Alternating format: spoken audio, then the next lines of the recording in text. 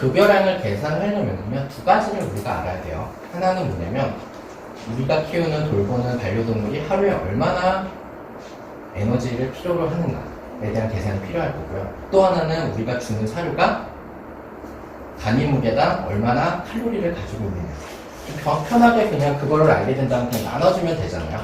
그러니까 하루에 필요한 권장대사량을 계산을 하고 급여나 사료가 얼마나 에너지를 가지고 있는지 하면은 권장대사량을 칼로리로 나눠주면은 우리가 필요한 양이 나거든요.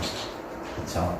네, 그렇기 때문에 요 두 가지를 아는 게 중요하고요. 다만 이렇게 계산한 거는 정말 그냥 이론적인 값에 불과해요. 이걸 계산하든 혹은 각각의 사료 회사에서 권장하는 양을 주시든 중요한 거는 아이들마다 맞춰줄 필요가 있거든요. 그거는 두 가지만 보시면 되세요. 체중이랑 변 상태. 예를 들어서 권장되는 양을 줬는데 한 2주쯤 지났는데 체중이 막 늘어요. 혹은 권장되는 양을 줬는데 변이 점점 안 좋아져요. 막 설사라거나 누우면 그러면 사실 과식 가능성이 있는 거거든요. 양을 한 5% 정도 감량하실 필요가 있고요. 그 반대로 체중이 막 빠져요. 뭐 특별하게 병이 있는 것도 아닌데 주신 양 혹은 뭐 변이 너무 딱딱해진다든가 그러면 양을 좀 늘려주실 필요가 있겠죠. 그러니까 이거는 오히려 저는 이걸 더 강조드리고 싶어요. 그러니까 막 주시는 게 아니라 그래서 항상 말씀을 드리는 거긴 합니다만은 하루 먹는 양을 보호자님께서 아셔야 된다고 생각을 해요. 그래야 이게 조절이 가능하고 아이한테 맞는 양을 줄 수 있을 테니까요. 본격적으로 계산하도록 하겠습니다. 일단은 강아지예요. 이제 그 하루 양을 계산하기 전에 먼저 RER이라고 하는 계산을 좀 해야 돼요. 우리가 일반적으로 기초대사량이거든요. 그러니까 아무것도 안 하고 널브러져서 숨만 쉴 때 필요한 에너지라고 봐주시면 좋을 거고요.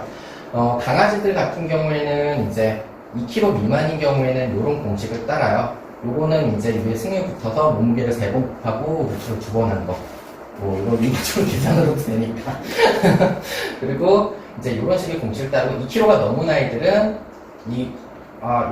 요거에 70을 더한 걸로 봐주시면 좋아요. 뭐 예를 든다면 이런 거예요. 그래서 3kg는 2kg가 넘어져 있는 거잖아요. 아래 공식을 따라야 되기 때문에 이제 30에 3을 곱하고 70을 더하면 160kcal가 이제 기초 대사량이라고 봐주시면 좋아요.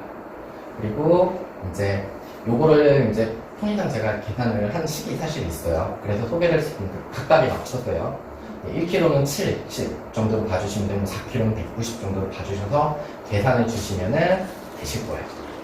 그리고 이제 DER이라고 하는 이제 1회 대사량은 여기에 상수를 곱해주는 거예요. 왜냐하면 어떤 아이는 엄청나게 하루 종일 뛰어놀 거고 어떤 아이는 잠잘 거고 또 하나는 이제 중성화 수술을 하면 기초 대사량이 낮게는 5%에서 많게는 20%까지 떨어지거든요. 그러니까 중성화했느냐 여부에 따라서 상수를 곱하게 되고요. 그 곱해지는 상수는 보여주는 수술한 일반 아이들은 1.6 정도, 이제 사지 않은 막 신나는 아이들은 좀 덜 신나는 1.8 정도로 곱하게 되고요. 이제 탈진 아이들은 그냥 기초대사량 그 상태로 급여를 하게 돼요. 얼마나 배고프겠어요. 살 안 찌게 관리하시는 게 중요해요. 그래서 다만 이제 다른 공식도 사실은 있어요. 그러니까 기초대사량을 계산하지 않고 바로 직접적으로 이제 하루 권장대사량을 이제 계산하는 방법이 아래에 있는 거거든요. 이제 많이 안 움직이는 그냥 성별은 요 공식, 이제 많이 운다, 노령률 이런 공식을 따지고요. 이제 이거의 기준은요. 하루에 1시간도 안 되고 하루 종일 잠만 자요. 그러면은 이 첫 번째 공식을 따라서 계산해 주시면 돼요. 바로 RER을 계산하지 않고 바로 계산하는 방법이거든요. 그리고 두 번째는 하루에 1시간에서 3시간 정도 적당히, 그러니까 산책 뭐 하루에 한 30분에서 1시간 정도 하고 와서 조금 놀다가 잔다. 이 정도는 요거로 봐주시면 되실 거고요. 근데 이제 산책도 막 아침, 저녁, 점심, 저녁으로 막 1시간씩 계속 하고 와서도 부산스럽게 하루 종일 돌아다니고 이런 아이들이 이제 있거든요. 이런 아이들은 이제 이 공식을 따라주시면 되실 거예요. 이제 고양이를 또 중간에 먼저 계산을 좀 드리면은 고양이 같은 경우에는 아까 좀 보셨던 거죠. 저 공식으로 전체를 계산해 주시면 되세요. 그래서 이제 마찬가지로 그 3kg짜리 아이는 160 정도 나온다. 봐주시면 되실 거고요. 마찬가지로 또 계산을 좀 제가 해드렸어요. 그리고 이제 얘도 마찬가지로요. 다른 방식의 공식이 있어요. 기초대사량을 구하는. 그러니까는 중성화를 했는데 집에서만 산다. 그러면은 그냥 몸무게에다가 50 정도 곱하시면 대략적으로 맞아요. 그리고 중성화지를 않은 아이다 라고 하면 60 정도로 곱하면 맞다라고 봐주시면 좋을 것 같아요. 그랬을 때 이제 상수는, 이거는 고양이 같은 경우에는 이제 상수를 1에서 1.4 정도 사이로 곱해요. 나타나는 데다가 이제 하루 종일 잠만 잔다 이런 아이들 많죠. 그럼 그냥 기초 대상에 맞춰주셔도 되고요. 근데 막 어린 고양이들처럼 신나게만 논다라고 하면 1.4 정도 해주셔도 되실 거예요. 그리고 고양이 역시도 RER 계산 안 하고 그냥 직접 DR을 계산하는 경우가 있거든요. 그거는 이제 요거를 공식을 따라주시면 돼요. 뭔가 다른 식들이 막 나오죠. 그러니까는 좀 살쪘다 하면은, 마르다 하면은, 또는 살찌지는 않았는데 계속 뭐 예를 들어서 담당 수의사로부터 살찌지 않게 조심하셔야 돼요. 이런 식으로 계속 주의를 받는 아이들이라든가 하면은 이런 공식을 따셔서 이제 좀 계산을 해주시면 되실 거예요. 그리고 이제 급여 사료량을 계산하는 이제 두 번째, 우리 이제 아이들의 필요한 칼로리를 계산했으니까요. 이거는 각각의 사료를 보시면 되세요. 조단백이라고 보통 표현되는 거기에 퍼센트가 적혀져 있거든요.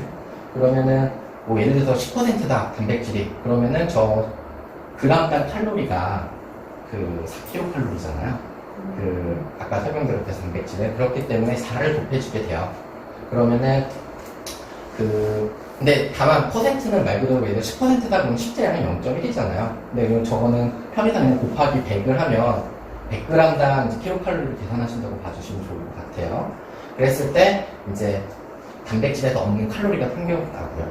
마찬가지로 지방은 구기 때문에 구를 곱해줘도 얻어지게 될 거고요. 근데 나머지 에너지를 얻을 수 있는 건 이제 온전히 전분인데 전분은 보통 표시가 안 돼요.